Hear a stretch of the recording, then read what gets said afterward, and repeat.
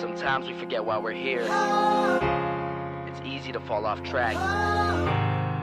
These help us remember.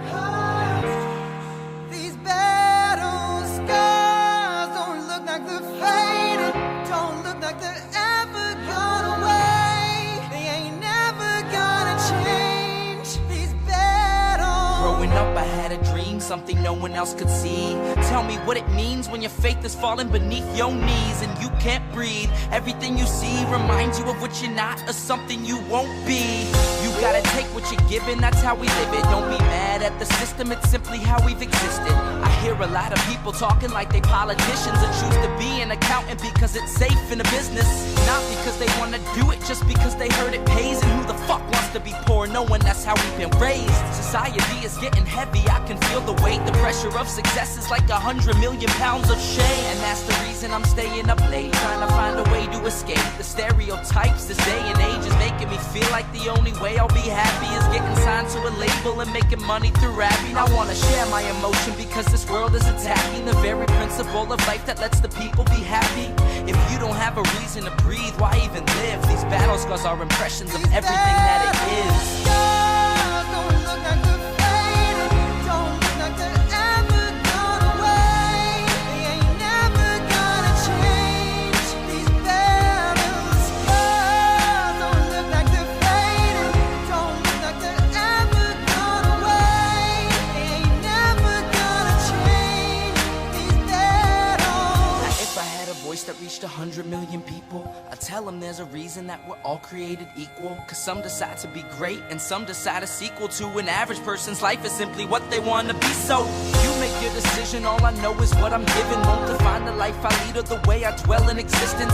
I've seen a greater image on the walls of where I'm living, and the words twisted and scripted remind me of something written. Faith is a gift that is given down to the people. If one believes it, one receives it. It's given if it is needed. Don't ever think you're trapped in a life that you never wanted. Your options are infinite, that's some mathematical logic. I'm not saying I'm a prophet, I'm speaking for what it's worth. These lyrics define my prayers and these battle scars on my church. Not saying I'm a prophet, I'm speaking for what it's worth. These lyrics define my prayers, these battle scars on my church.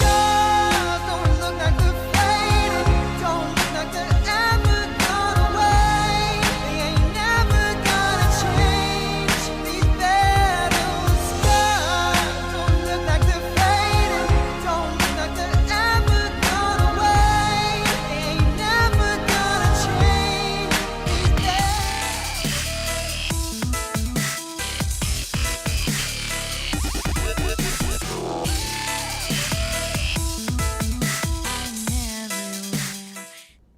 Well, hello everyone. How are you doing? I put back up my poster. I think it's a little crooked. Come on, straighten out, straighten out. This was a gift from some friends, if you all remember, from the Libertarian Party of Wisconsin. All right. I'm not sure how long tonight's... Oh, I wanted to make sure my sound was good. Okay. How long tonight's episode's going to be, but this was something I had promised to do. Pardon me, I drank a bit of soda a bit too fast. I hate when that happens. And I've got some more interesting ones planned, but I do need to get back on the history train because we have a new LP news to do. So that will be coming up this week. I've got some other LNC related things, not too many because, you know, I'm enjoying a involuntary break, as it were. Yesterday, I had supposedly 2 activist events. I ended up only doing 1. And hey, James, Gentleman, Stephen, and Cowboy. I was supposed to do RCV tabling. Okay. So I went to the End the Damn Wars protest. That was fun. And smashed my phone by accident. And all the information on how to get to the next thing I was supposed to get to was all on my phone. Yeah, no bueno. So I couldn't go to the RCV thing. And I need a new phone. Now, luckily it was covered under insurance because y'all know I be a po bitch, so I wouldn't be able to buy a new phone if I needed a new one. But doing that, that's what I'm doing. I don't get a new phone till Tuesday. Traveling is coming up, need a new phone. All right, that's enough with those preliminaries. Let's, what was it? Oh, I am like so distracted. What am I looking for? Yes, my Patreon. Each month towards the beginning of the month, it seems like there is some natural attrition. People's financial situations change. It happens. I'm grateful for any amount of time that people can support the show, but as usual, did lose a few at the beginning of the month. This happens.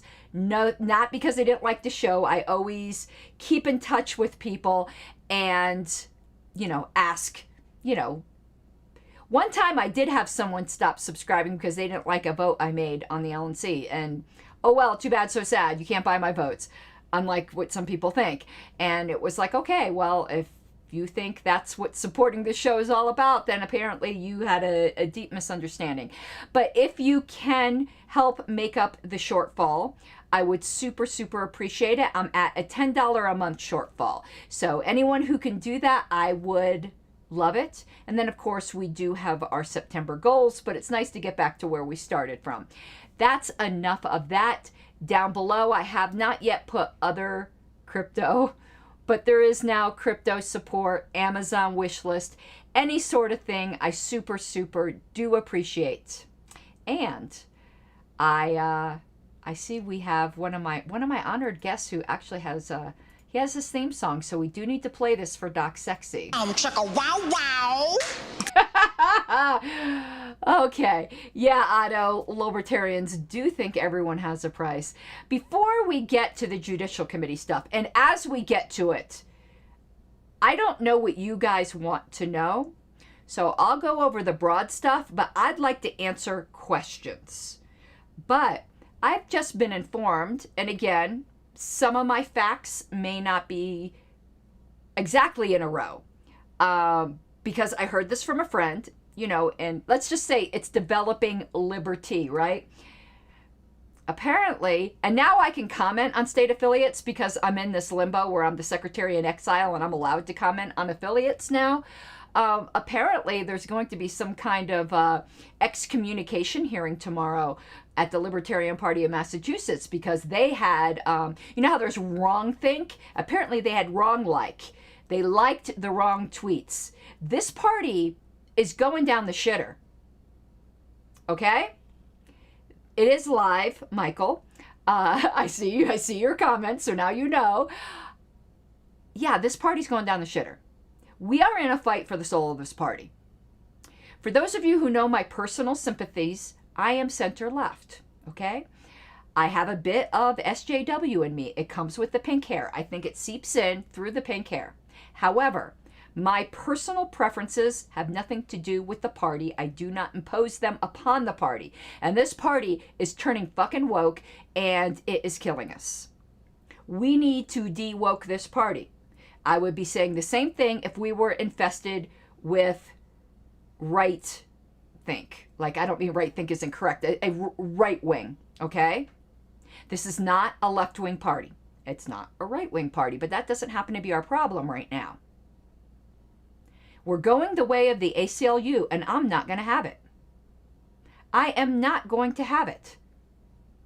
I will fight for the soul of this party, and I hope everyone else here will too. This is just absolutely ridiculous that they're having an excommunication hearing, if my information is correct. But it's from a very trusted friend, so I believe it is.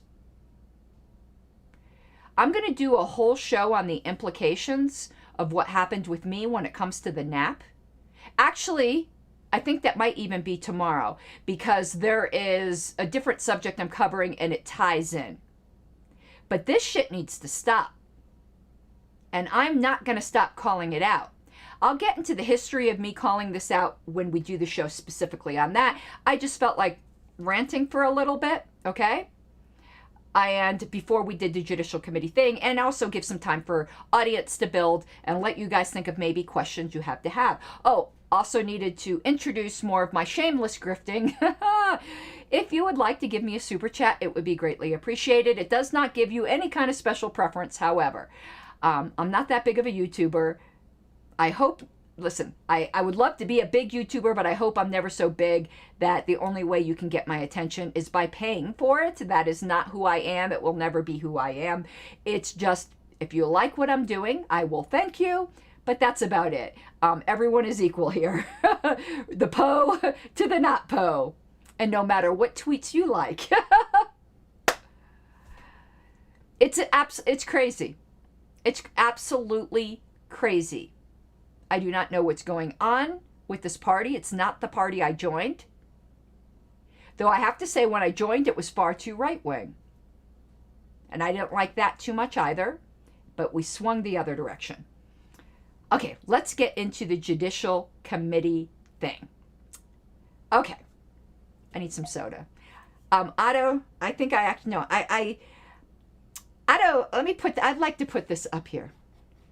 Because a lot of people say I gain energy from the fight. I do have a healthy dose of righteous indignation. No, and I will not be discouraged or emotionally drained by anyone's scummy tactics. Because when I believe my cause is right, it does give me energy. But what gives me even more energy, and I'm not sponsored, is Diet Mountain Dew. Oh, hi there, Rhett. But yeah, I am outraged at what is going on in this party. Now, for the Judicial Committee. First of all, as you know, I do have some parliamentary training. I'm not a registered parliamentarian. I am studying to be a registered parliamentarian. And it's taking a long time because the way they grade is just absolutely ridiculous, and they don't unlock the...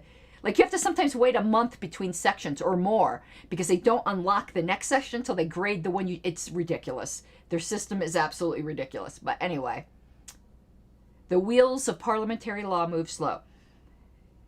However, most of my experience is with the LP. Well, 99.9%. So I don't know what other parliamentarily organized societies do. I'm used to the concept of a judicial committee because we have that nationally. I do not know how common, and maybe if JJ shows up or anyone else who has experience with other parliamentary organizations could let us know how common it is to have a judicial committee in other organizations. I looked it up in Roberts. The word judicial committee does not appear anywhere. But the way to think of it is kind of like the Court of Appeals. But I also have learned that, you know, your average everyday person doesn't even understand how an appeals court works either. I understand that because I am a 2-decade plus long paralegal. Even though I don't work in criminal law, there is appeals in civil law as well, but most people are familiar with it in criminal law, and that will be the more direct parallel to what we're doing here. But most people don't understand how it works. So let me just give you just a little bit of a crash course. This will be very, very simplistic. So if any of you are lawyers, don't correct me. This is just basic, okay? If you're getting tried for a crime and you're going through the trial court level where you have the burden of proof is upon the state to prove you guilty. It's not upon yourself to prove yourself innocent. And of course, nobody's proven innocent. You're either guilty, not guilty type thing. But there's a presumption of innocence. There can be mistakes made during the process.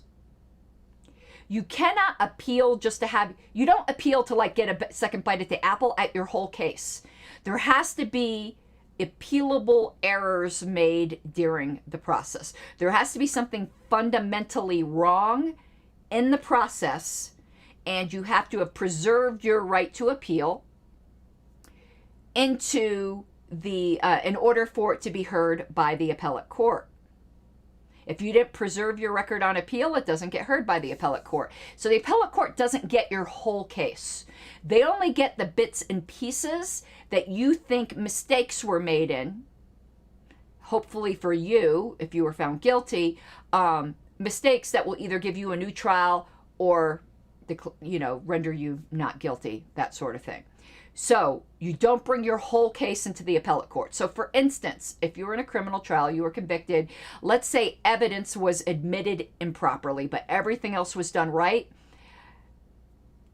you would then just appeal the issue of the evidence being heard, the evidence being admitted improperly. And the appellate court could say, yes, it was, but that didn't swing the verdict to make you be found guilty. You probably would have been found guilty anyway, and nothing happens. Okay? Now, if anyone has any questions, please let me know. But you understand, so your entire case didn't go, only that bit of error. It's somewhat similar in this kind of situation we find ourselves here, where I was suspended by the National Committee for, the reasons I believe and the reasons they believe, which are wrong. This is my show, I could say that. Now, I can take my whole case to the Judicial Committee if I think the whole damn thing was wrong, which I do. I'm pretty much am taking my whole case. But I can't just say, blah, try it again. I have to say, blah, here were the problems, okay? Because the Judicial Committee is an appellate body, just like in criminal case where you appeal. In an appellate body, the burden of proof is shifted. When you're at a trial court level, you have the presumption of innocence. You only get to an appellate body if you lost. And you then are presumed you're presumed guilty. And the burden of proof shifts. You have to prove yourself not guilty, or you have to prove that there was an error. The presumption isn't that there was an error. Okay. It's very similar here. So I never got a trial. So I've been completely screwed out of the presumption of innocence. In fact, if you were watching this LNC meeting, you will know that so many people, before they even heard me speak, said they were voting to suspend me. Can you imagine if you were in a criminal court and jurors, before they even heard your defense counsel speak, said guilty? Would that seem fair to you? Would that seem just? Would that seem libertarian? Not that the LNC cares much about that. And when I say the LNC, I mean the 11 members that voted to suspend me, not the ones who were absent, who would have voted no or abstain, or the ones that were there that voted no or abstain, okay? I use the LNC as a collective. I do not mean to implicate every single person, but I do mean to implicate those 11. And those are 2/3. So it's a lot. It's a lot. So I did not have the presumption of innocence. That was so gross that any libertarian could sit there and do that. I question their understanding of libertarianism. Doesn't mean I don't think they're a libertarian. I have questions, though. That was fucked up.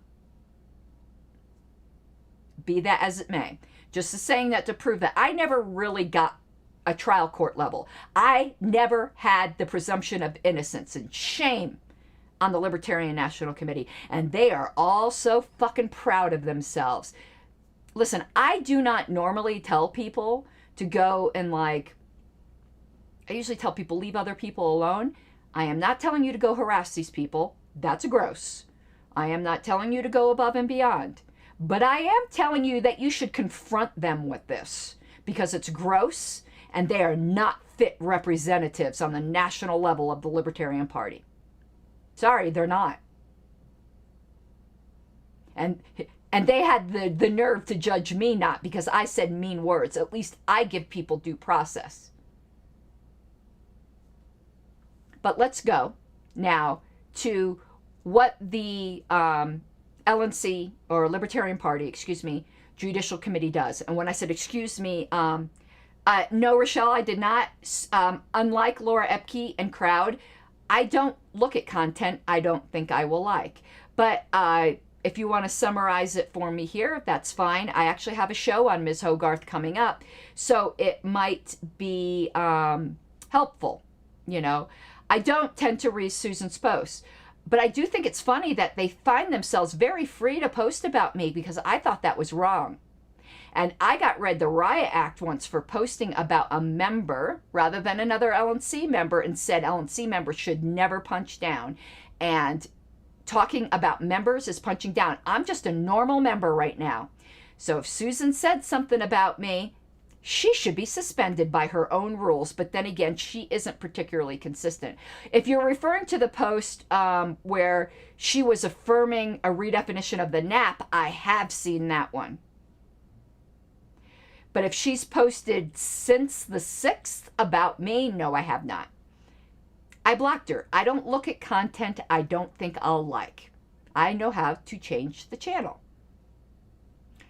Oh, yeah, by the way, everyone, it's not me on Twitter who is Hall Monitor Hogarth. I do think that that account is freaking hilarious, but it's not me, anyone who's wondering. But yeah, follow that account. I think it's at Monitor Hogarth. Oh, so slander is aggression is not the same as words or violence. Well, they did say words or violence, but we'll get onto that. And slander is not aggression either. And I haven't slandered them. Opinions, we'll get into this in another show. Okay. Interesting. So I'm glad. Maybe you could screenshot and send that to me because I do have a show on Susan coming up. Saying an opinion that is grounded in fact, even if it's mistaken, is not aggression. I believe that Biden is suffering from dementia. What if that isn't correct? Am I committing aggression against Biden? And I'm using a public figure for a reason, because there is a different standard for public figures. No, because I have very good reason for believing that Biden is suffering from dementia, but I could be wrong. I have never slandered another LNC member. However, Richard Longstreth just slandered me, and I proved it with receipts. I expect Susan will be moving to suspend Richard tonight. No, I don't actually expect that. But I've never slandered Susan, but Susan has slandered me.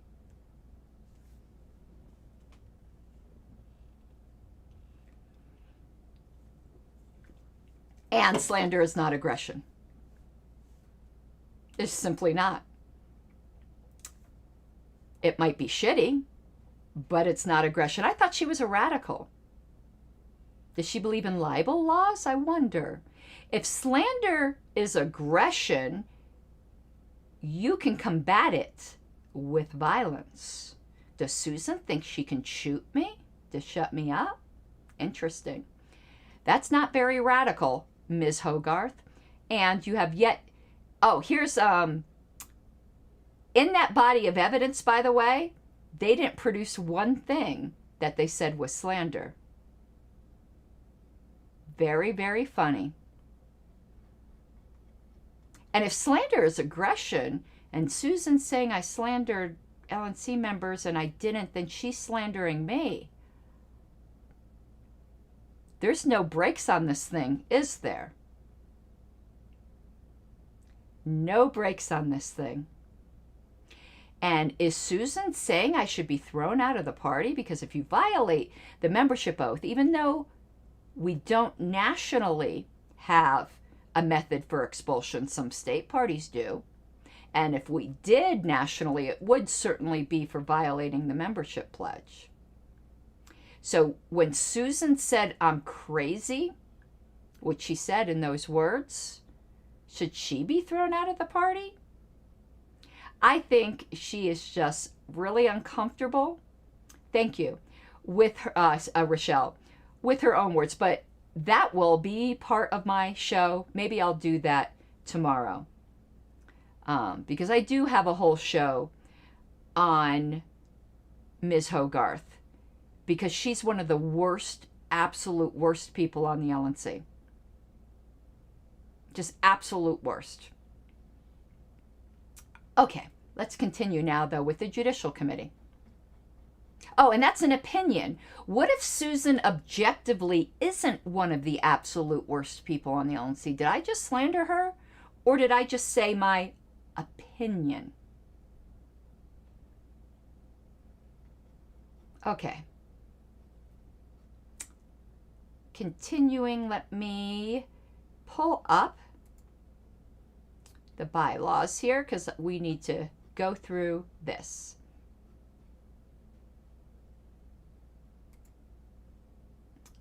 Let me, whoops. Okay. Share my screen. Now you're just seeing darkness, darkness. Be my pillow. Okay. Yeah, Sophia, you're kind of in the middle of a discussion, but it's kind of an intro to a show that I'm going to be doing. I want to, hold on one second, because I want my camera here. Whoop, not that one, but hi everyone. You can see my mess. What's that big, oh, this is this cable. I need to fix that. But yeah, this is another angle. I always like showing everyone another angle. And Daniel 3 Biblical Anarchy, you are so very, very generous. Thank you so very much. What am I doing? Don't want to do that, but I want to switch my other camera. I'm still learning this. Give me a second. Okay, there's that. And burr, burr, burr, burr, burr, right here. Here we go. Yay! Okay. Oh boy. Yeah, and everyone go subscribe to Daniel's channel. I'm going to be on Tuesday, and you're not going to want to miss that. And his channel is Daniel 3 Biblical Anarchy. Oh, and speaking of subscribing, and here, yay! Okay, I fixed it. Speaking of subscribing, I am 90 people away from 3,000, I think. That would be a nice milestone for me. So if you would please subscribe if you haven't already, and hit the notification bell, because with the way social media keeps banning me for the last one, I probably earned, okay? The other ones I definitely did not, but it put me on a 30-day ban from the ones I did not. Yeah, I don't always get to publicize my shows, which is how most of you know I'm going live. So please hit the subscription bell, and allegedly, I think then, you know, whatchamacallit, YouTube will give you notification. Oh yes, and please like the stream, because there's always two. I suspect one of them might be Ms. Hogarth. Oh, did I just slander her because it's my guess that she's one of the ones who always downvotes my stream? I don't know that she does that, but I know she watches, so I don't think it's unreasonable to think she's one of them. See how this just really, really gets messy? And if you're in a political debate, is it slander when you don't think some people from past experience or operate in good faith? So you're, never mind. We're going to just get into this in another one. She's really, really digging a hole.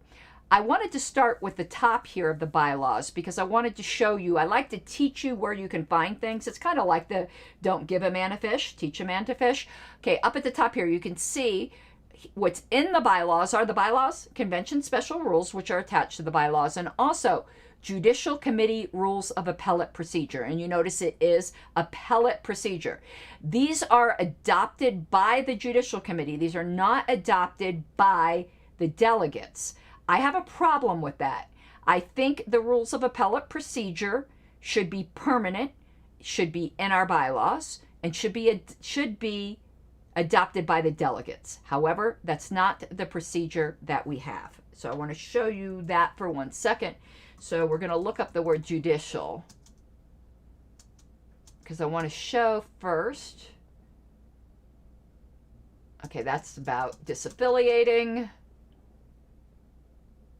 This is about executing people like me, about executing at-larges. Okay, the Judicial Committee, it's right here. Okay, let's see if we can make this one. I don't think I can make this bigger here. Oh, here we go. Okay, let's read about the Judicial Committee, which is in Article 8 of the bylaws. The Judicial Committee shall be composed of 7 party members elected at each regular non-presidential convention. If you wonder what the word regular there is, this really needs to be removed in part of a cleanup of the bylaws. We used to have special conventions in which business was not done at. So the bylaws distinguish between special and regular, but special has since been deleted. So this weird word regular just kind of remains there, and it doesn't make sense anymore. And any 5 members shall constitute a quorum. No member of the National Committee may be a member of the Judicial Committee. It's because the two must remain separate. The members of the Judicial Committee shall select the chair of the Judicial Committee. The Judicial Committee, and by the way, yeah, I look forward to speaking with you too, Jacob. We're going to, in that show for Susan, we are going to go through that folder of evidence to see what could possibly be considered slandered. I just love goring these people's oxes. It's like shooting fish in a barrel, but because they harmed me so badly. Oh, is that aggression, the way they harmed me? They actually did cause emotional damage.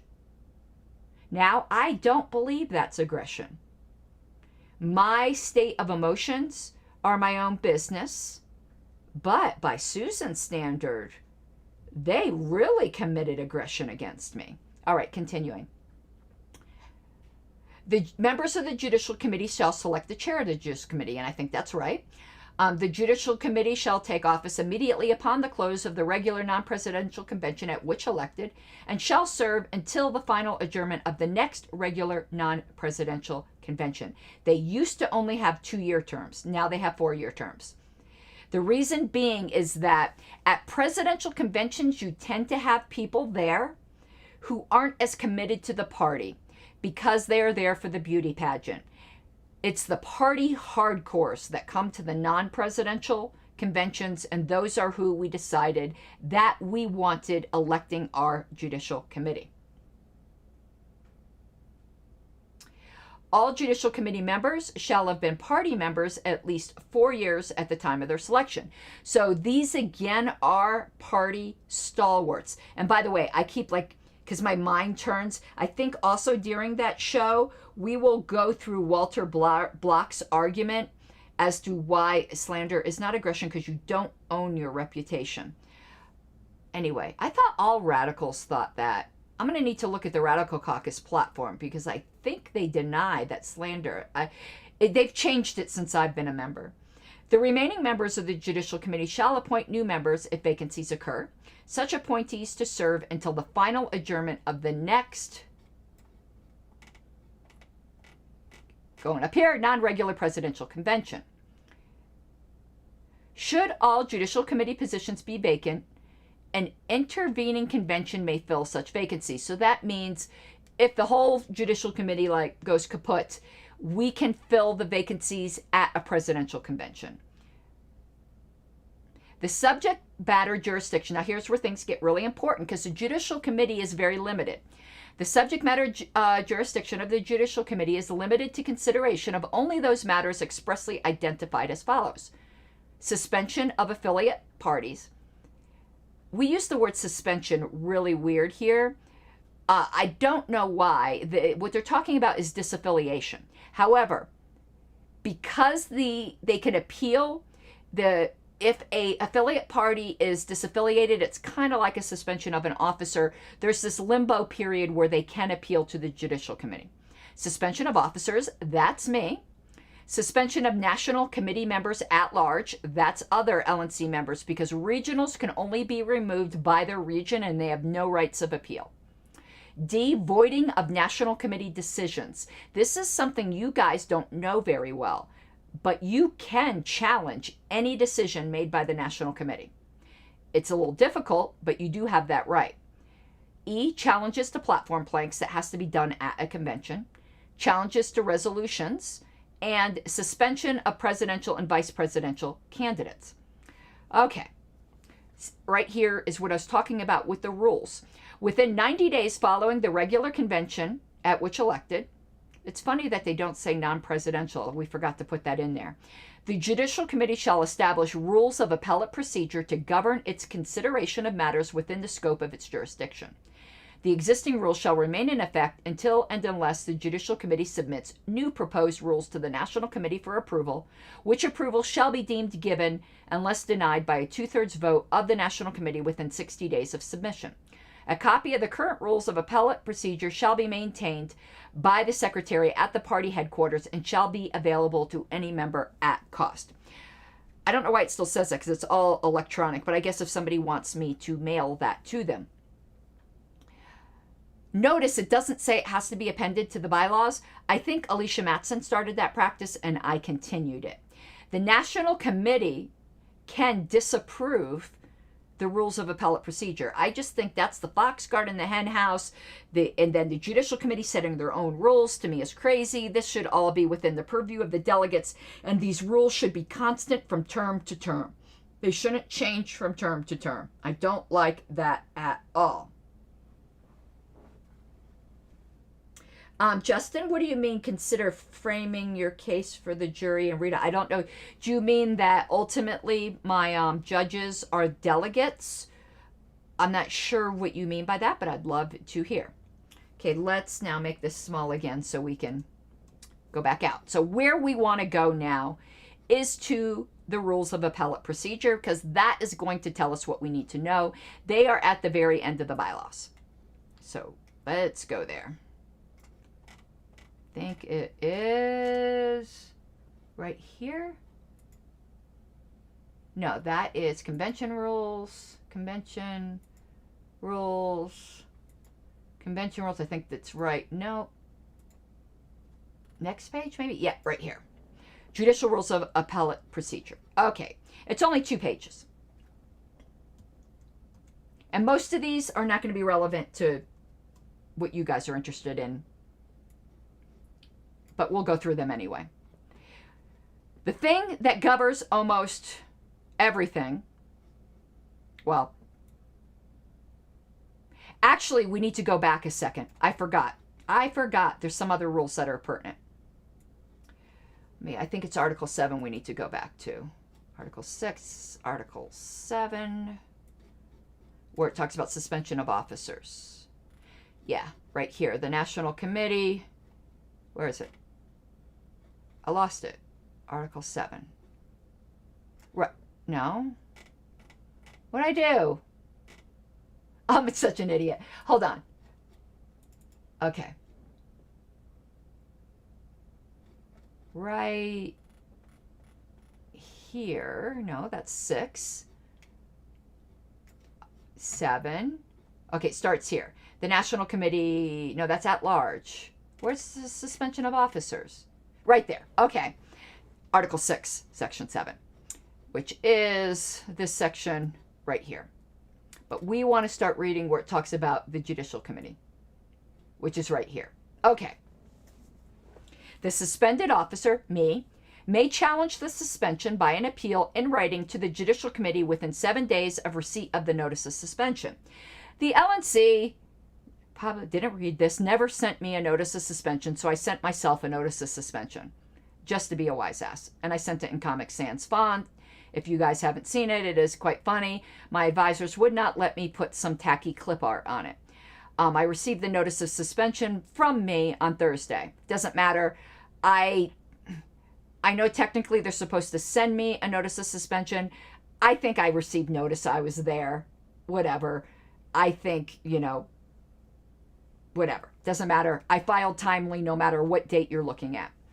Failure to appeal within 7 days shall confirm the suspension and bar any later challenge or appeal. I filed. It's fine. I got, it was confirmed receipt by the chair of the Judicial Committee.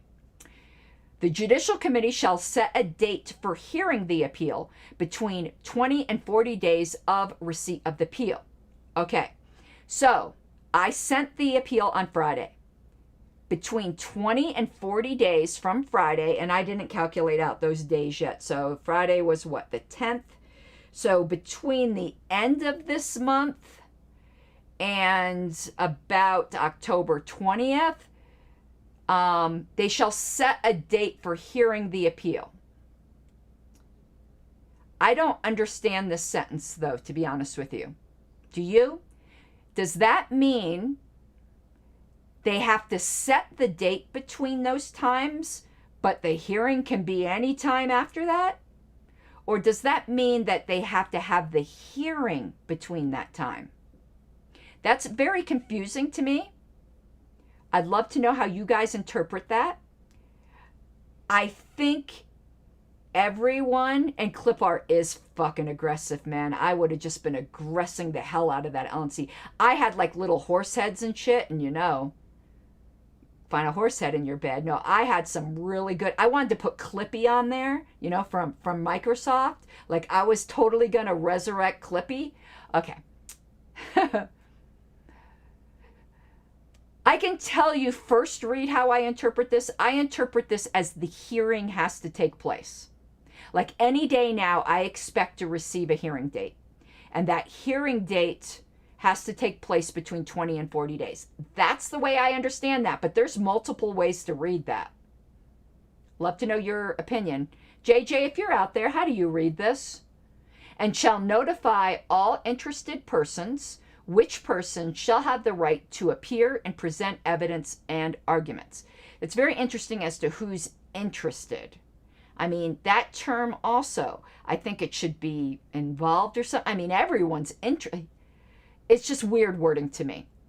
At the hearing, the burden of persuasion shall rest on the appellant. I am the appellant. The LNC is the appellee. I am also the petitioner, and the LNC would be the respondent. Okay, want to get our terminology correct. The Judicial Committee shall either affirm the National Committee's suspension of the officer or order the officer's reinstatement within 30 days of the hearing. So let's say there's a hearing date 40 days out, the maximum, allegedly, depending on how you read that. Then the maximum for their decision would be another 30 days. We'd be looking at mid-November, but it could be earlier. Now, this next sentence sucks and needs to go. Failure of the Judicial Committee to rule within 30 days shall constitute an affirmation of the National Committee's suspension of the officer. That should be opposite. That is gross, but only the delegates can change that. At such time as the suspension is final, meaning if the Judicial Committee either fails to rule or affirms, then the office in question shall be deemed vacant. The office in question right now is not vacant. I don't really know what I am right now, which is why I joke and call myself a secretary in exile. I do not believe they had the right to remove my picture from the website. The seat is not vacant. Of course, the LNC chair, the current one, who has ruled against me in every single thing I've ever said, I could say the sky is blue, and I swear she would argue with me, even though I love Whitney as a person. She's adorable. I'm not happy with her performance as LNC chair, but maybe she just needs to grow into the role. I know people are yelling at me right now saying I give her too much credit. It's because I like her. She's a friend of mine. And I just can't bring myself to drag her as much as I drag other people who I don't think are good faith actors. Oh, did I just, what's the opposite of aggression? Like, if I shouldn't be giving Whitney credit, but I just gave her credit, did I just like,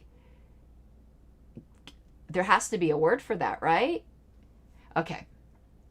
All right, so the office is not vacant. We don't know what the fuck's going on right now. So that's the first part. So there's some timing for you. That's specific to a suspended officer. Now note, under 7, there's a totally separate clause for suspending a member at large. Our bylaws treat a suspension of an officer in a different section than at large. They don't treat them similarly. That is important.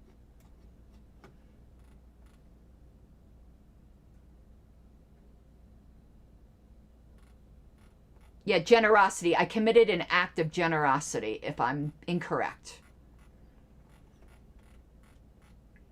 Okay, now back to the rules of appellate procedure. Okay, this thing here was the first thing I had to really pay attention to. Okay? The Judicial Committee shall take action only when its chair receives a written request for a ruling on a matter identified in the party's bylaws as being within the committee's jurisdiction. They received such a request from me.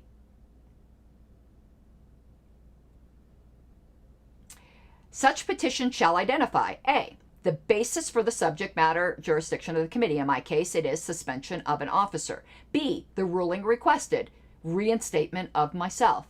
C, the veritable identity of the person or persons, affiliate, or party committee petitioning for the requested ruling, who are the petitioners, that is me. And D, the identity by individual name of any person, affiliate, or party committee that would be directly affected by the requested ruling. I identified the Libertarian National Committee and Joe Bishop Henchman because he was named in, he's referred to in my crimes. Such a person, affiliate, or committee directly affected by the requested ruling, together with any other person, affiliate, or committee identified by the Judicial Committee members as likely to be so affected, so if I didn't include everyone they think should be included, they could add them, will be considered a prospective respondent. So Joe Bishop Henchman can respond because I'm accused of wronging him and causing him to resign.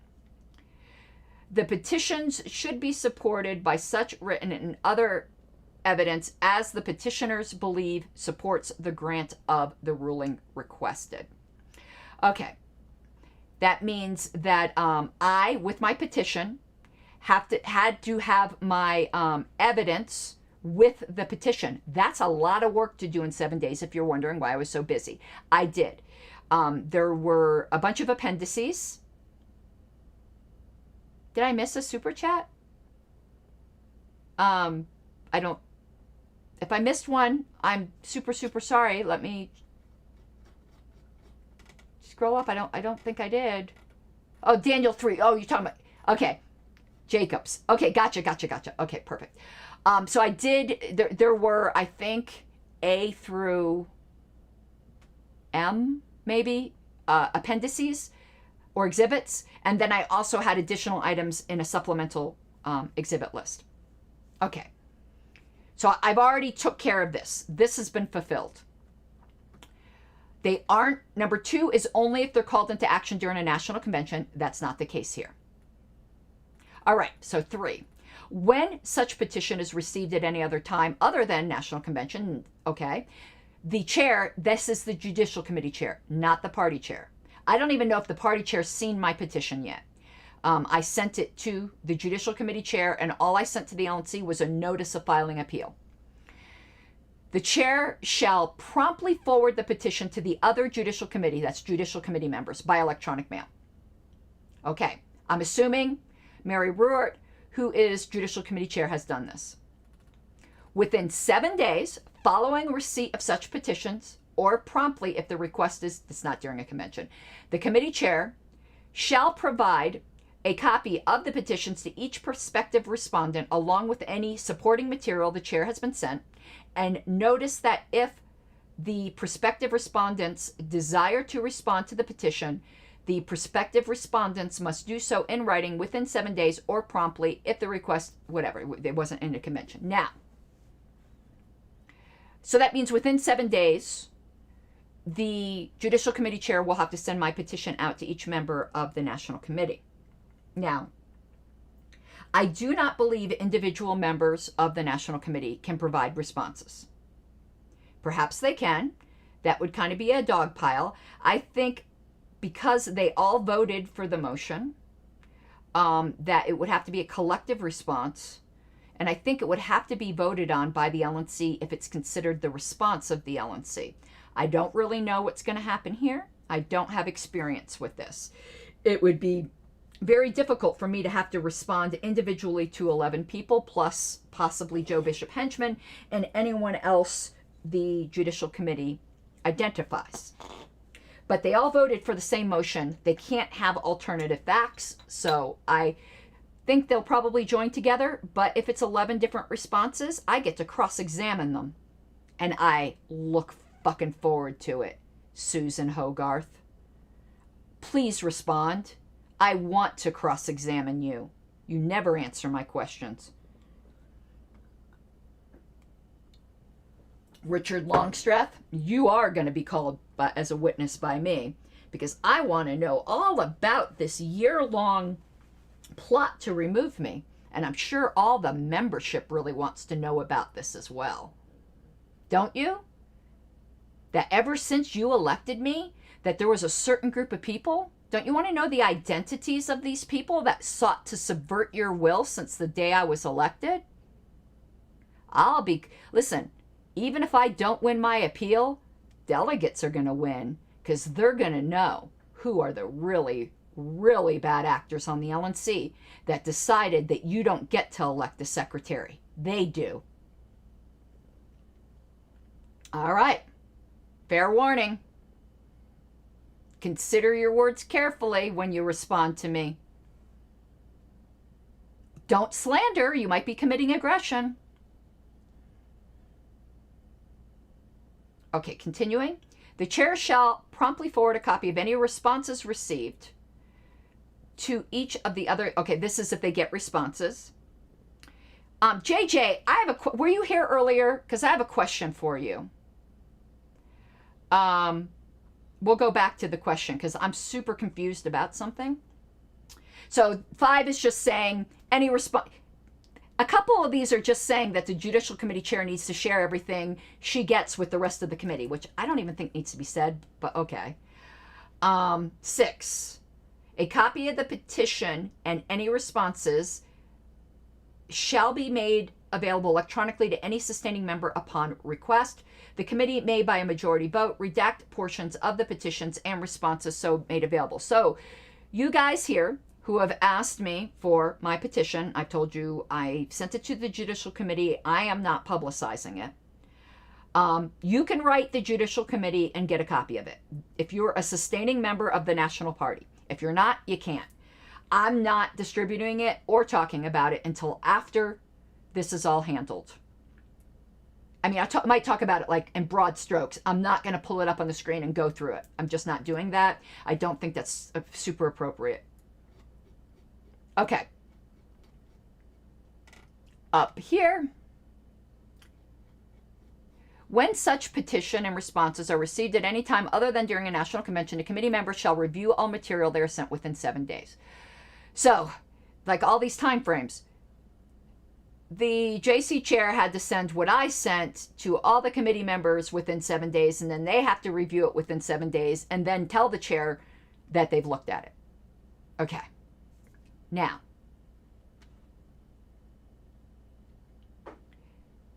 I have a question for you, JJ, though. You say, any response to the LNC must be approved by the LNC. I agree. Can the individual LNC members, though, respond individually? I think they can. I don't think that's wise. But can't they respond individually? And then am I, like, having to fight against, like, 11 responses? And what if the responses are contradictory? I actually think that would be in my favor if they're contradictory. Because, you know, A is A type thing, quoting Ayn Rand. Okay, in your opinion, no, because the National Committee suspended me, not an individual member. Okay, now I think I agree. But Joe Bishop Henchman could individually respond, perhaps, right? I don't think he will, but he could. I think the party would love to hear from him. All right, so the next thing I think we have to worry about is right here. But before we go there, I want to ask JJ the question. I want to go back up to these time frames in Article 6 because I think it's susceptible of several interpretations, and I'm wondering what you think it is.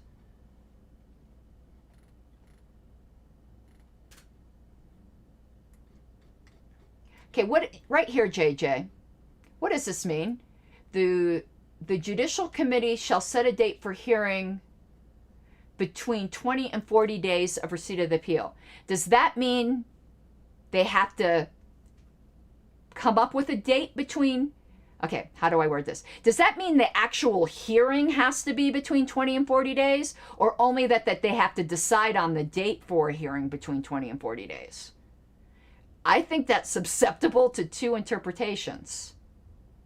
And I'm wondering what your interpretation is. My first read is that the hearing has to take place between 20 and 40 days. But I don't think the other interpretation is unreasonable. If you could let me know what you think, I'd appreciate it.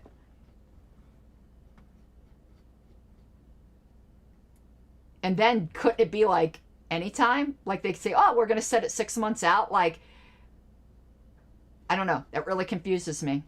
I suppose if there's something they really didn't want to hear, they could set the date for a year from now. But okay, I agree. JJ says the hearing would have to take place. But what's the flaw in the other reading? Like, is the other reading a possible reading, or would that reading render other parts of the bylaws absurd? You know, in the principles of interpretation type thing. Okay. Anyway. Go back here. The next thing we have to worry about, it's right here. Number 8. Okay, let's go read that. After the time period for responses has passed, and the time period is pretty quick. The time period for, you have a good night, Benjamin.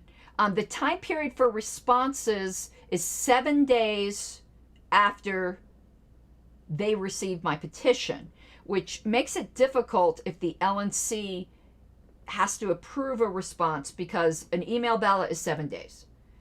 Notice for an electronic meeting is 5 days, which has to be specifically noticed. So it almost is like they have 2 days to prepare a response. That makes it kind of tough. Cry me a river, I don't care. The executive committee can't, because our executive committee, well, of course they could amend the policy manual to change that, but then the same things, whatever. I don't care. I hope it's tough on them. I'm just curious. After the time period for responses has passed, so it's the 7 days. So the JC chair has to send my petition to the respondents within 7 days. And then they have 7 days to respond. So within 2 weeks of Friday, I should have their responses. If I'm figuring this out right, there's so many time frames in here. And the chair, so after the time period responses has passed, so 2 weeks, and the chair has been advised by at least 2 other committee members that they've reviewed the petition and responses, they're required to review it within 7 days. So I don't think the chair should have to wait till they've been advised. Anyway, they've made these rules just way too complicated to me. He or she shall set a time for a meeting of the committee. Now, here's JJ. There's a conflict here. Okay, I know that these rules, if they conflict with the bylaws rule over them. Because here it says they'll set a time for a meeting of the committee, where the bylaws says it'll be a hearing. There's a difference between a meeting and a hearing. But since the bylaws say hearing, I'm going to substitute hearing in here, because that's what it has to be. I don't think the JC is a control strategy. I think they just copied the rules that have been used for years and years, because I don't think these have changed very much. The only thing that changed is adding electronic, because it used to all be in person or by mail. Okay. So set a time, I'm going to say, for a hearing of the committee to decide the matter at hand and notify the committee in writing of same. Yeah, hearing happens at a meeting, but a meeting doesn't have to have a hearing, is what I'm saying, if that makes sense. Unless all of the committee members request a physical gathering, they will not. The meeting, I wish they would. I would rather have a physical gathering. The meeting shall take place by telephone conference or video. I'm sure they will be video. Any meeting shall be open to sustaining members. So if you are not a national member, I'm going to use this to recruit the fuck out of people. You guys who are this is going to be a membership recruitment for me. You guys who are interested in this, if you are not a national member, you cannot come. If you're just a state party member, you cannot come. I don't think that's right, because you do not have to be a national sustaining member to vote for me at convention. And I think anyone who is eligible for convention has an interest in the officers. I think this is shitty, but it is what it is. Okay? Because you only have to be a state party member to be a delegate at convention, not a national sustaining member. However, what's great, though, about it, okay, is that all sustaining members have signed the pledge. Not all state members have. So there'd be all people who have definitely an interest in hearing about whether they're committing aggression through words. Who may, and by the way, I don't want to spill the beans here, but there was a very famous case, maybe 4 years ago, which if any time words were going to be aggression, they would have been, and Susan argued that they were not. And I even struggled with this one. We'll go over this in the show I'm doing about Susan. Where'd I go? I lost my spot. Oh, any meeting shall be open to all sustaining members who may observe but not participate in the proceedings. I interpret that to mean, well, obviously you can't participate. And I interpret this to mean that there will not be public comment, but that the committee could decide to. But I don't think they will, and I don't think they should. The Judicial Committee is not politicized and should not be swayed by outrage or persuasion by the gallery. That's why I tell you, do not write the Judicial Committee. Do not bug them. They're not the same as the LNC, who is an inherently political body. The committee may, by a 2/3 vote, deliberate in open session. This I do not like. It should be opposite, that it should take a 2/3 vote to go into executive session. However, this is an anti-transparency thing here, I think. I do not want their deliberations in executive session. I think on that ground, you could write them. I don't believe you could write them about the merits of my case, but I do believe you can lobby the JC appropriately that you want this out in the open. I want it out in the open. We should have put that in the petition, JJ, requesting that everything be an open session. However, any oral argument shall be an open session, and any decision shall be rendered in writing, which written decisions shall be public. And those will be public to anybody. I expect they'll be published on LPedia. The committee may, in its discretion, offer to the petitioner and respondent, potentially S, petitioners and respondents, an equal opportunity to make their arguments orally via a telephone conference, video conference, or physical meeting. I do not understand what this means. I don't know what this means. Like this, what the fuck does this mean? And I don't like this other sentence either. Committee members who are unable to participate in the meeting shall retain the right to vote by electronic mail or by phone. If they were not there, they should not get to vote. That's just like the LNC. I do not like this sentence. JJ,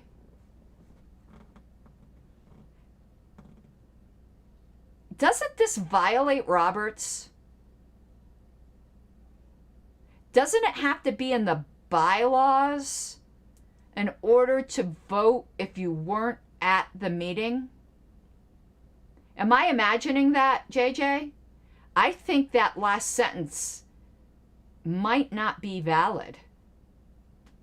I think that has to actually be in the bylaws and not in a special rule of order. Am I wrong? What am I thinking of? Proxy? Is that what I'm thinking of? I could be confusing this with proxy voting. I don't like it, but I think I'm confusing it with proxy voting. Okay. 9. But don't you think that's super shitty? Because the dynamic of being at the meeting, like, I don't know. Okay. When the committee reaches a decision, the chair shall notify the petitioners who requested the ruling, any respondents to the petition, the national chair and the national secretary. Who's the national secretary? It's in limbo. Is it me? Are they going to tell me? I don't know what that means. Okay, never mind. Preliminary notification may be made orally, either in person or by telephone. I don't think that needs to be there. Official notification shall be made in writing as soon as all participating committee members have voted on the matter in question, or 10 days after the meeting if all members have not voted. That's so complicated. Okay. Petitions, responses, supporting materials, and notifications required to be provided in writing in connection with any proceeding may be delivered personally or by United States mail, private delivery service, fax, or electronic mail. And they're missing an Oxford. They're missing a comma. It's really bothering me. There needs to be a comma after fax. Okay. So there is the overly complicated rules of appellate procedure, which I think could have been done in 5 instead of 10. That's me. I'm confused on some of them, but I think we all generally got the idea. So let me go back to full screen here. 1 second. Here. All right.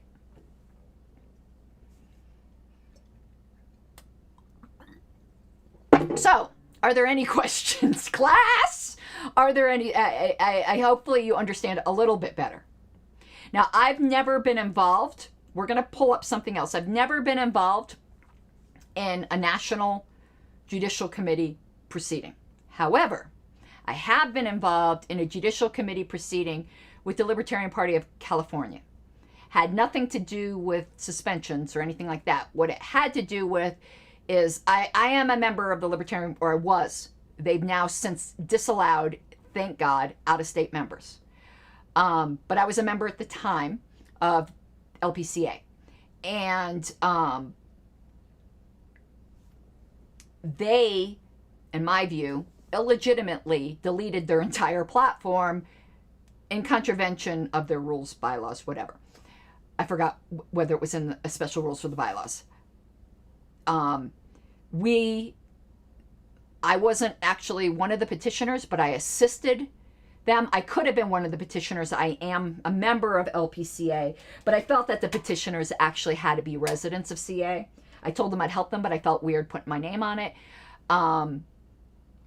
I can tell you some super sleuths thought they were really figuring something out by the Word document I sent going into properties and seeing that I authored it. It's like I didn't try to disguise that I authored it. I used language in there that was really obvious to anyone who knows my style that it was me. Like I didn't hide that I wrote the petition, or did I write the petition?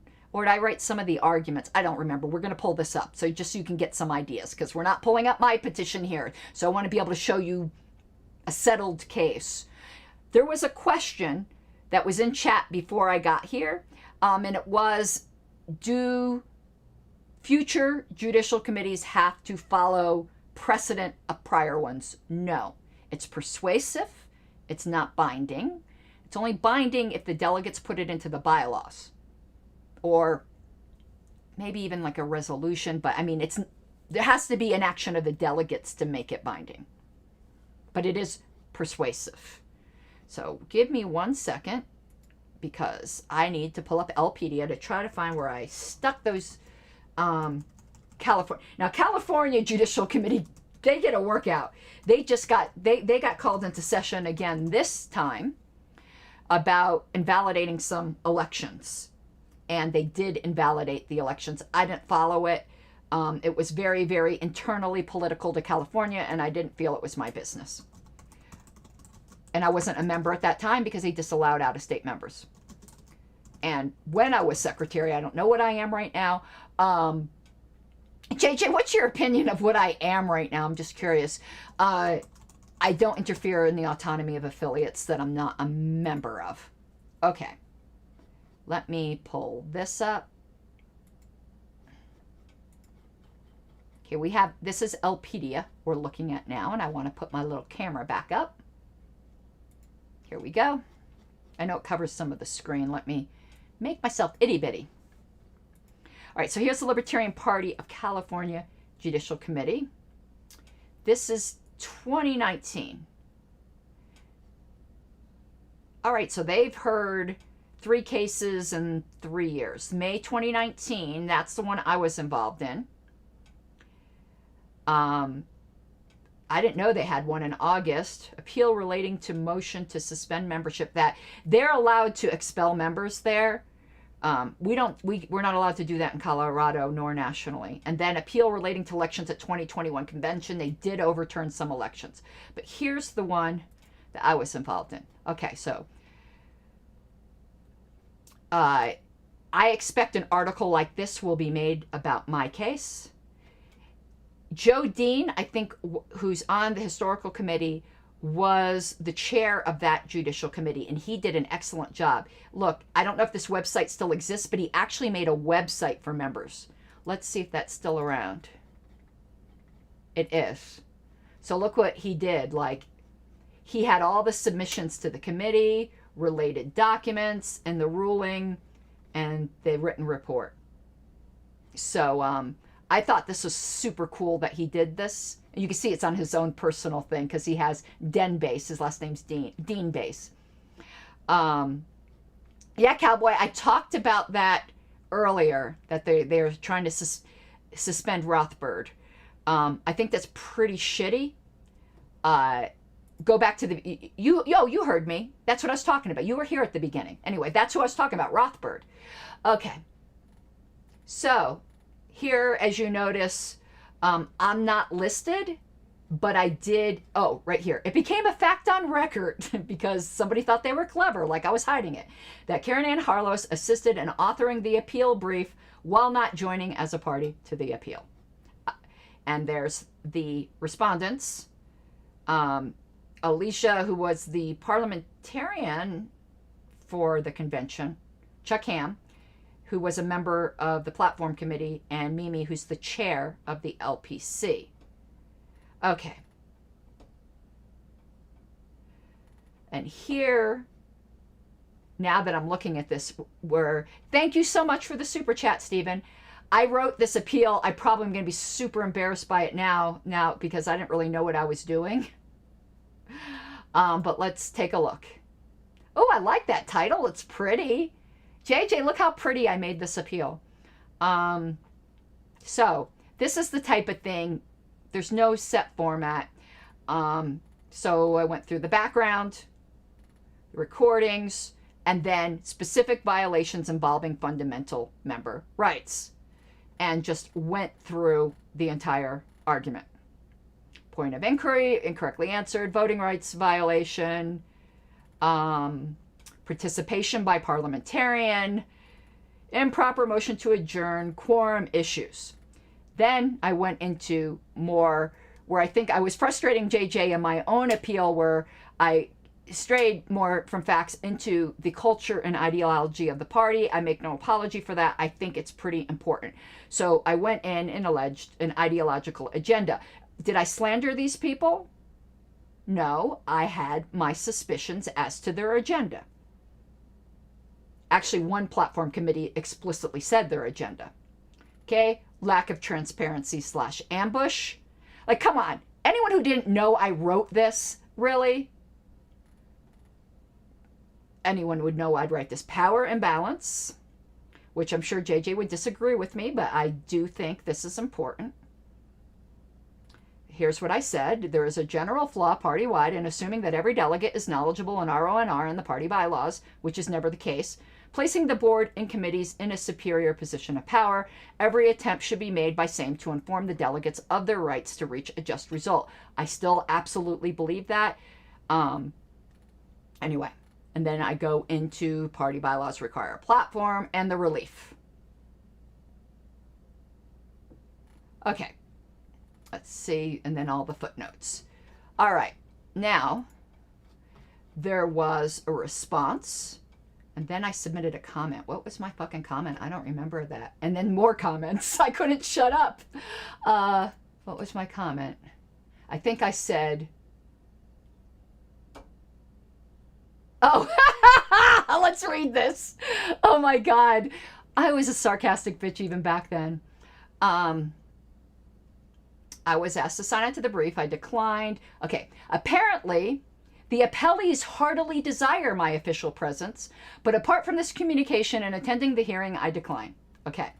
Appellees have turned a platform dispute into a fascinating I Spy episode of Who Killed Mr. Body in the Library, and have concluded that I did by examining document metadata in my unusual style of prose. I could have saved everyone a lot of high drama by being asked. I wrote the document.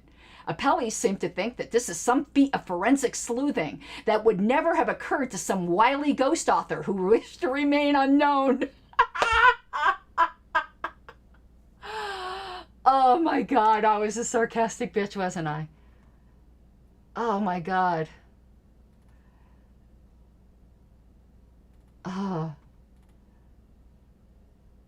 As far as transparency, because they said I wasn't transparent that I wrote it, since my Facebook page is of interest, I wrote multiple times that I was assisting in a brief. I said at the convention that if anyone was planning on an appeal, I'd be willing to assist. This was no secret to be uncovered by digital detectives. But let's assume it was a secret. If it weren't for those Snoopy kids and that damn dog, I would have gotten away with it too. No, in a quasi-legal legal setting, it is not unusual at all for documents to be authored by unidentified assistants as long as they are signed off on by the filers or attesters, and it is outside any proper scope of discovery to make an issue out of the identity of such persons absent fraud. Look at this. I do not appreciate the attempt by the appellees to turn me into some kind of shadowy figure lurking in the background. I don't lurk, and my hair makes it impossible for me to hide. Come on. I should have written this in Comic Sans too. Oh my God. All right. I trust this solves the who wrote it mystery.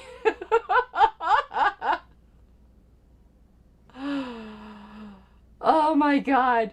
Come on. You guys got to admit this was funny. What was my further comments? I think I just did a response.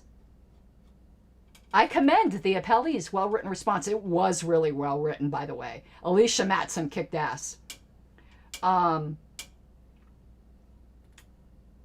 Yep.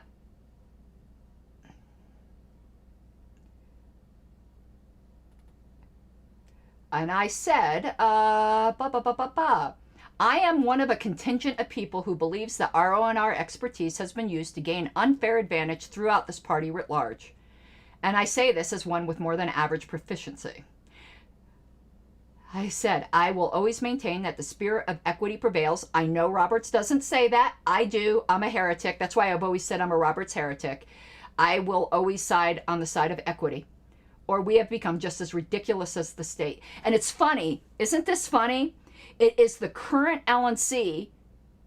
I don't know if they really believe it or not, who maintains that our bylaws don't require a trial. They do. And rejected my argument that the bylaws certainly don't prohibit one and that the spirit of equity demands one. I have always said this. This has always been my position. Okay, convention rules, consideration by seriation, and okay. And then someone's comment. Oh, here was a big thing. And JJ, I would love your comments on this. I hope I remember this correctly. There was a voice vote, I think. Or it was a standing vote. But the chair was challenged. No, there was a counted standing vote. But the room was chaotic and they didn't practice good room hygiene. I don't mean that the room was dirty. What I mean is that they didn't separate delegates from non-delegates very well. And with a standing counted vote, there were people standing in the room that weren't delegates. They were milling around at the back. It was super confusing. So after the counted vote and it was declared that the deletion passed, someone challenged it saying, you counted people in the back. When the challenge was made, a delegate said to the chair, oh, they're claiming you count, or you don't know how to count, or you counted wrong, or whatever. It was kind of a sarcastic comment. And then that same delegate told people when they were going to count again, after the chair instructed everyone in the back of the room to find a seat, this delegate instructed people you weren't allowed to change your vote, that anyone who stood before had to stand again. And that is not correct. Correct me if I'm wrong, JJ. because I did quote, I believe, Roberts on it, because it said one of the reasons to go from one vote, like I'm getting like kind of confused here, but there was one of the things that said, actually, one of the, you can challenge a vote from, if you, actually, you know, I'm going to word this different. What's not, so you, I'll tell, let me get you the brief and I'll show you what I meant. The JC agreed with me, though, by the way, but let me, because there's a quote in Roberts that says you can ask for a different kind of vote if you think a representative sample didn't vote. It was almost like a shaming technique. I know Alicia disagreed with me, but the JC agreed with me. Let me find it. Count.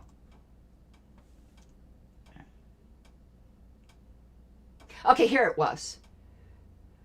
Voting on the mass Planck deletion, blah, blah, blah, was a rising vote with the chair informally counting. Okay. Yeah, okay, so you're saying I'm correct and it was Aaron Starr was incorrect. But this was even an informal accounting vote, and the vote was 36 to 32.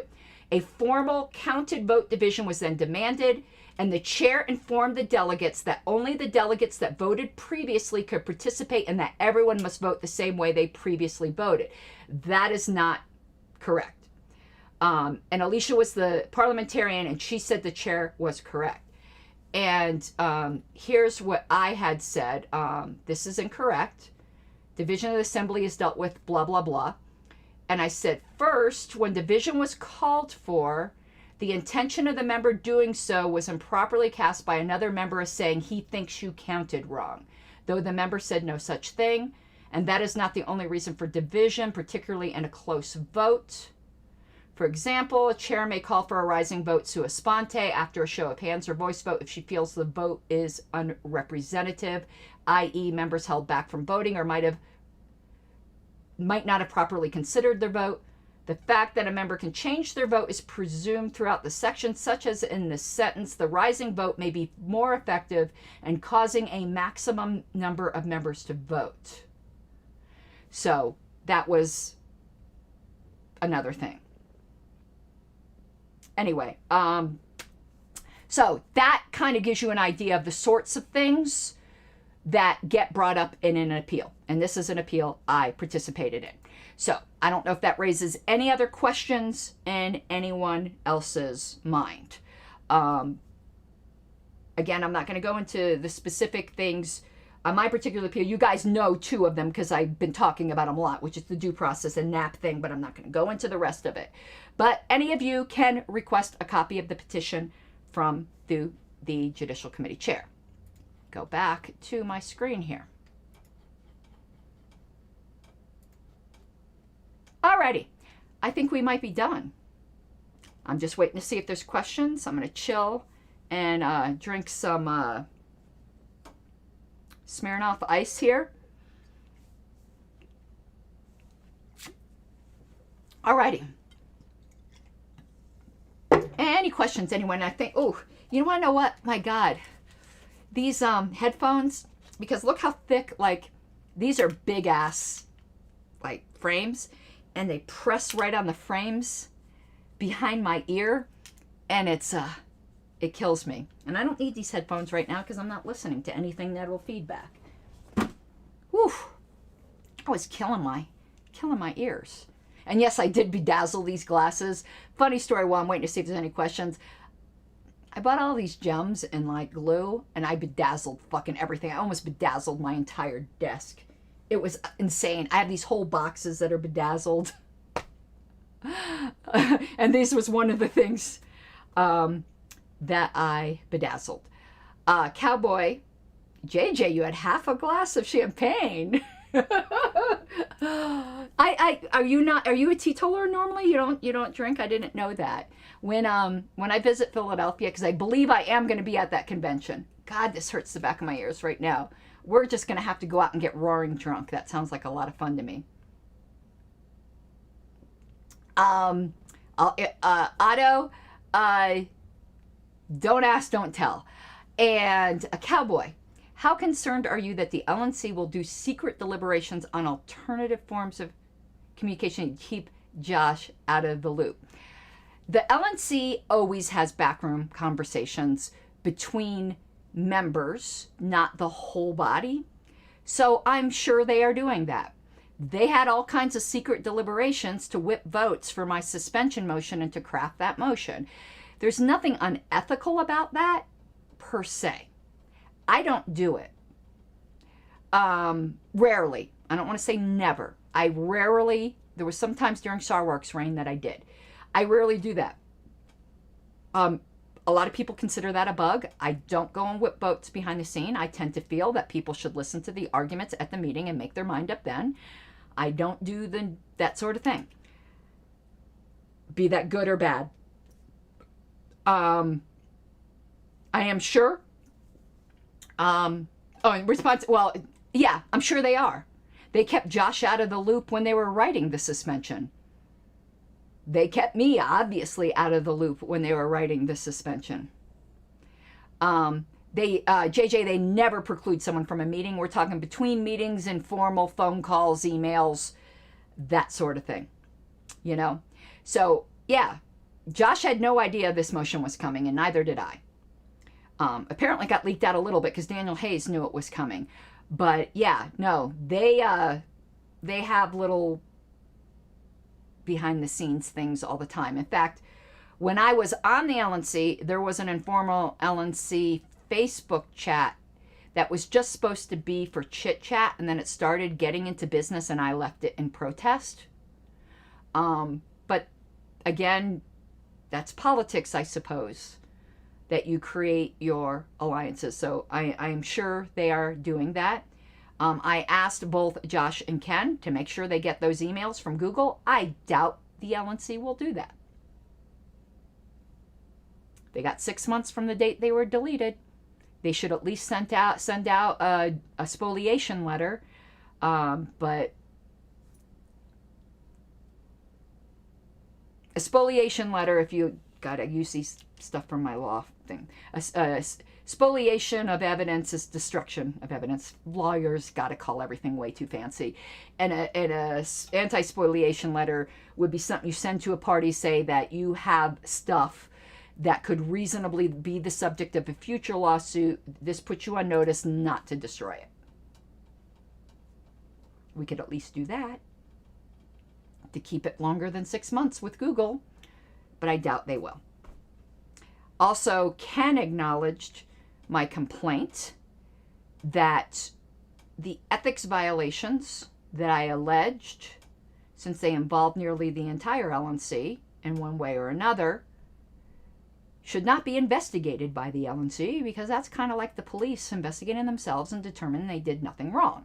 That a committee should be appointed to investigate these ethics complaints. Ken was very favorable to that, so we shall see. The LNC selecting the committee is another problem, but at least there's a little layer there. Do I think they're going to find they did anything wrong? No. But they did. I know it for a fact. I just think the people who acted unethically.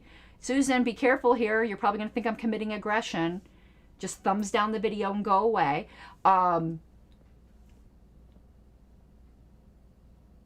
If people, I'm going to do an if, allegedly, right, to cover my ass.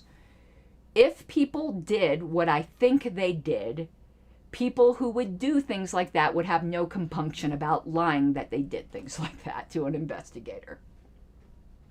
I know what happened. I'll leave that to the delegates.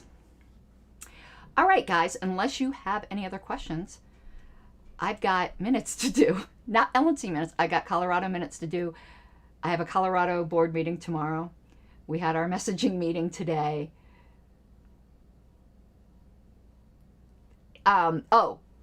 Yes, those of you who are patrons, we have our private Discord set up.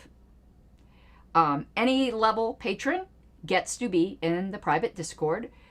If I have any friends in which $1 a month patron level is a barrier, let me know, because I want my friends in this Discord server, and I don't want there to be a paywall that's a barrier to anybody. But if you can afford at least $1 a month to become a patron, you automatically get access. I am no longer going to be discussing some of the very personal things that I have discussed on my Facebook wall before, because I now have trouble keeping bad actors out who weaponize personal things that I say, such as if I'm having an anxiety attack or things like that.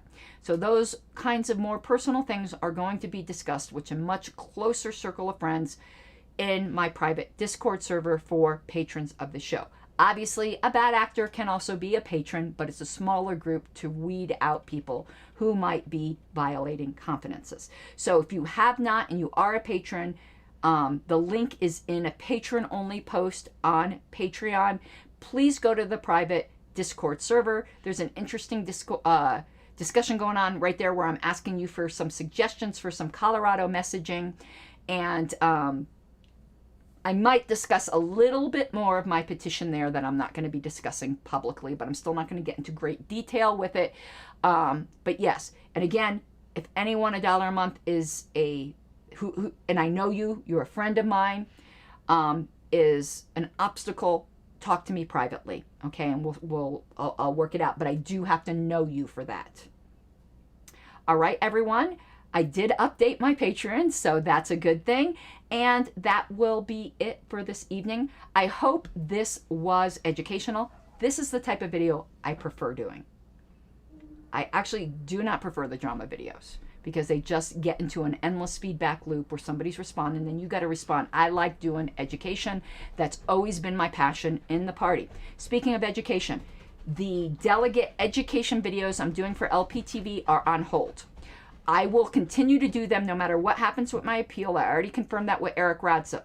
They're on hold pending my appeal because it's awkward. I don't know how to refer to myself in these videos, and I don't know what email address to give people to contact me. And I don't want to go back and forth. I don't want to go for this episode, contact me at my personal email, and if I get reinstated, then go back to secretary. I want to know my status before we continue. And I'm going to continue either way. Okay? So they are on hold for a month. If for some reason the LNC overrules Eric letting me continue to do them, I will continue to do them on this channel. I would prefer to do them on LPTV as a gift to the party, but we shall see. Right now, I plan on that.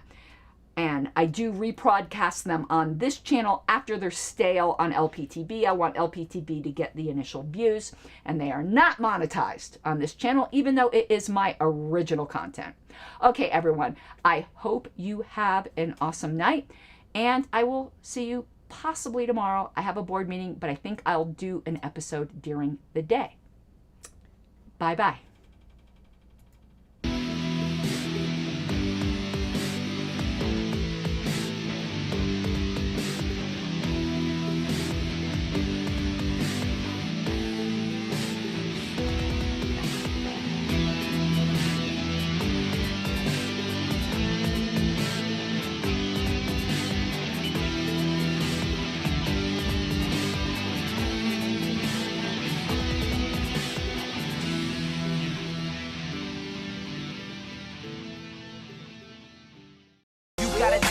Given, that's how we live it. Don't be mad at the system, it's simply how we've existed. I hear a lot of people talking like they politicians and choose to be an accountant because it's safe in the business.